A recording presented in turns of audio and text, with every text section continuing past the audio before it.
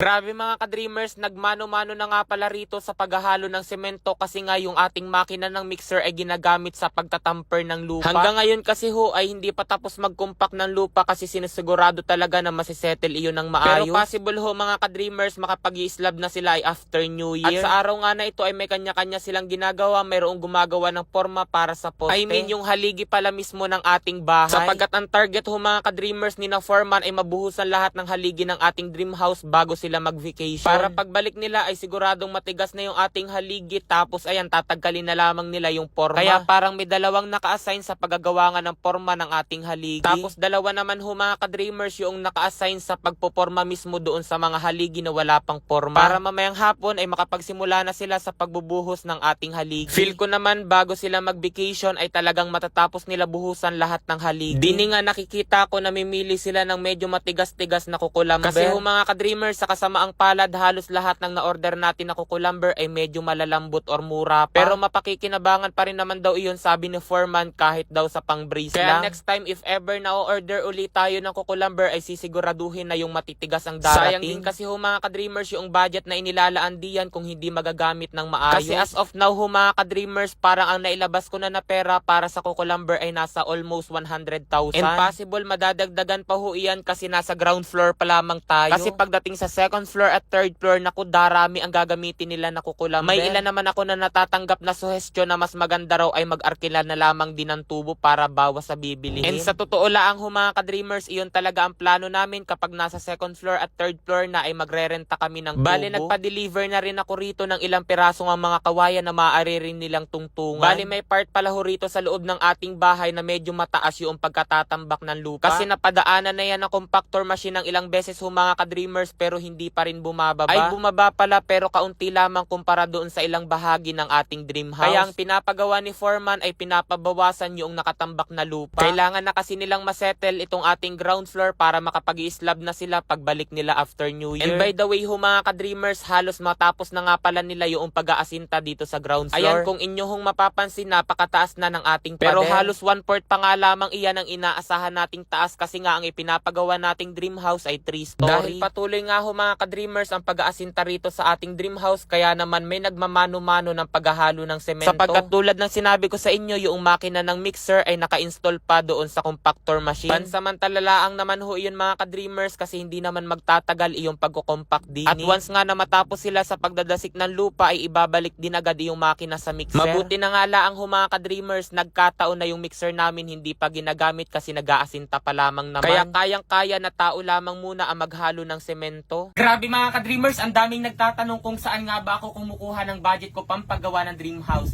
Dito lamang iyan kay Diamond Game. Dito nga kawi-withdraw ko lamang ng nasa 50,000. Ayan o.